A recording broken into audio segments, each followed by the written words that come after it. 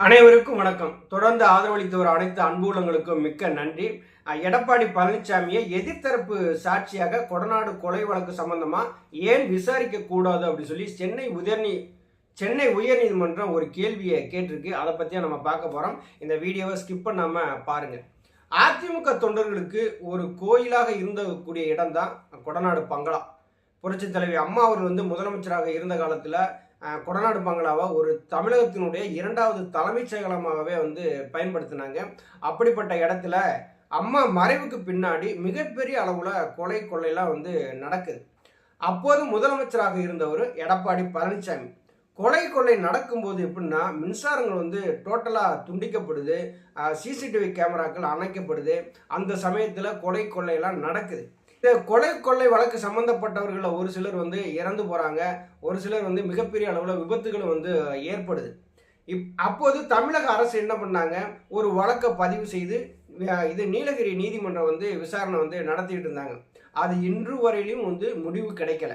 திமுகவினுடைய தேர்தல் வாக்குறுதியில கொடநாடு பங்களாவில் நடந்த அந்த கொள்ளை வழக்கு சம்பந்தப்பட்டவர்களை நாங்கள் 90 நாட்களுக்குள்ள கண்டுபிடிச்சு அவங்களுக்கு உரிய சட்டத்தின் முன்னிப்பாட்டி உரிய தண்டனை வாங்கி கொடுப்போம் அப்படின்னு சொன்னாங்க. கிட்டத்தட்ட திமுக ஆட்சிக்கு 3 ஆண்டுகளுக்கு மேலாகுது. இதுவரையிலுமே ஒரு குற்றவாளிகள் தண்டிக்கப்பட்டாங்களா அப்படின்னா எதுவுமே கிடையாது. ஐயா ஓபிஎஸ் அவர் தமிழகம் முழுவதுமே மிகப்பெரிய அளவில் ஒரு கண்டன ஆர்ப்பாட்டத்தை முன்னெடுத்தாங்க. ஏன் இந்த கண்டன ஆர்ப்பாட்டத்தை முன்னெடுத்தாங்க அப்படின்னா 2021 சட்டசபை தேர்தலுக்காக திமுக கொடுத்த தேர்தல் வாக்குறுதி கொடநாடு பங்களாவில் நடந்த கொள்ளை குற்றவாளிகளை 90 நாட்களுக்குள்ள கண்டுபிடிக்கணும்னு சொன்னாங்க. இதுவரையிலும் கண்டுபிடித்து சட்டத்தின் முன் நிப்பாட்டல அப்படின்னு சொல்லி ஐயா ஓபிஎஸ் அவர்கள் தமிழகம் முழுவதுமே அந்தந்த வருவாய் மாவட்டங்களில் மிகப்பெரிய அளவில் கண்டன ஆர்ப்பாட்டங்கள் நடத்துனாங்க. மிகப்பெரிய அளவில் வெற்றியும் பெற்றது. ஆனால் எடப்பாடி பழனிசாமி கொடநாடு வழக்கு சம்பந்தமா எந்த இடத்துலையும் ஒரு போராட்டங்கிறது நடத்த கிடையாது, ஒரு நீண்ட அறிக்கையும் வெளியிட்டது கிடையாது. அம்மாவினுடைய பொதுச் செயலாளர் வேணும், கட்சி வேணும், எல்லாமே தானே அனுபவிக்க வேணும்னு நினைக்கிற எடப்பாடி பழனிசாமி ஏன் கொடநாடு வழக்கு சம்பந்தமா இதுவரையிலும் தமிழகம் முழுவதும் ஒரு ஆர்ப்பாட்டமோ நடத்தவே இல்லை. அதற்கு பதிலாக எடப்பாடி பழனிசாமி என்ன செய்யறாரு, கொடநாடு வழக்கோடு தன்னை தொடர்புபடுத்தி பேசுகிறவர்கள் எல்லாத்தையுமே இது மானநஷ்ட வழக்கு மாதிரி சென்னை உயர்நீதிமன்றத்தில் போடுறாரு. யார் மேல போடுறாரு அப்படின்னா இந்த கொடநாடு வழக்கு சம்பந்தப்பட்டவர்களுடைய ஒரு சகோதரராக இருக்கக்கூடிய தனபாலுங்கிறவர் மீது ஒரு வழக்க போறாரு. எடப்பாடி பழனிசாமி நீ கொடநாடு வழக்கு சம்பந்தமா நீங்க தொடர்புபடுத்தி பேசக்கூடாது அப்படின்னு சொல்லி அவருக்கு கோடி ரூபாய் நஷ்ட ஈடா அவர்கிட்ட கொடுத்துருன்னு சொல்லி சென்னை உயர்நீதிமன்றம் சொல்லுது.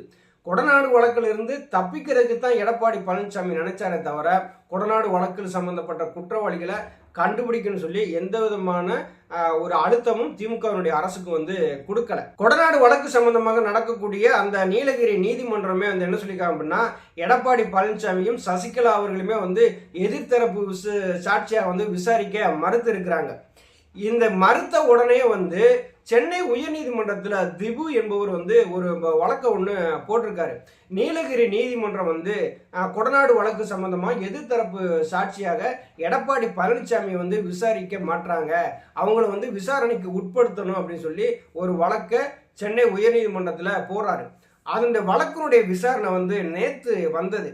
அதில் நீதிபதிகள் என்ன சொல்றாங்க அப்படின்னா எடப்பாடி பழனிசாமி தற்போது முதலமைச்சராக இல்லை, அப்படி இருக்கிற பட்சத்தில் ஏன் அவரை எதிர்த்தரப்பு சாட்சியாக விசாரிக்க கூடாது அப்படிங்கிற கேள்வியை கேட்குறாங்க. சசிகலா எடப்பாடி பழனிசாமி 2 பேருமே எதிர்த்தரப்பு சாட்சியாக நீங்க விசாரிக்க மறுத்தது ஏன் அப்படிங்கிறதையும் கேள்வியா கேட்குறாங்க. முதலமைச்சராக இருந்த காலகட்டத்தில் ஒரு கட்சியினுடைய ஒரு தெய்வமாக வணங்கக்கூடிய கட்சியினுடைய பொதுச் செயலாளர் ஒரு முதலமைச்சராக இருந்தவர். அவர் வாழ்ந்த அந்த கொடநாடு பங்களாவில் மிகப்பெரிய அளவில் கொள்ளை நடக்குது.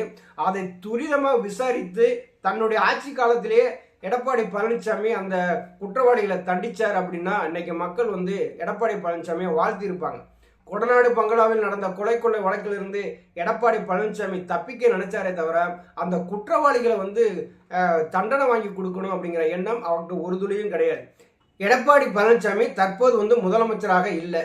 ஏன் அவரை வந்து எதிர்த்தரப்பு சாட்சியாக விசாரிக்க கூடாது அப்படிங்கிற கேள்வியை கேட்டு அந்த மனு மீதான ஒரு தீர்ப்பை வந்து ஒத்தி வச்சிருக்கிறாங்க. எடப்பாடி பழனிசாமி ஒவ்வொரு இடங்களையும் சொல்லிட்டே வந்தார் இல்லையா, என்னை வந்து கொடநாடு வழக்கோடு சம்பந்தப்படுத்தி பேசுறான்னு சொல்லிட்டு ஒவ்வொரு மீதையும் வந்து மான நஷ்ட வழக்கு போட்டார் இல்லையா.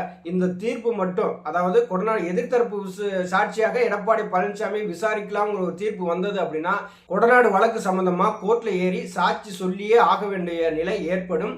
மக்கள் மத்தியில தெரிஞ்சு போகும். மக்கள் எல்லாருமே என்ன நினைக்கிறாங்க அப்படின்னா, அதிமுக கட்சி உங்களுக்கு வேணும், பொதுச் செயலாளர் பதவி உங்களுக்கு வேணும், முதலமைச்சராகவும் நீங்களே இருக்கணும், இப்படியெல்லாம் ஆசைப்பட்ட நீங்க கொடநாடு பங்களாவில் நடந்த அந்த கொலை வழக்கு சம்பந்தமா நடந்த அந்த உண்மையான குற்றவாளிகளை கண்டுபிடிக்க எந்த விதமான ஒரு நடவடிக்கையும் எடுக்காமல், போராட்டம் எதுவுமே நடத்தாமல் திமுகவோட கூட்டு சேர்ந்து இந்த கொடநாடு வழக்கிலிருந்து தப்பிக்க நினைக்கிறோம் அப்படின்னு சொல்லிட்டு தொண்டர்கள் வந்து இப்ப நினைக்க ஆரம்பிச்சுட்டாங்க. நன்றி, வணக்கம்.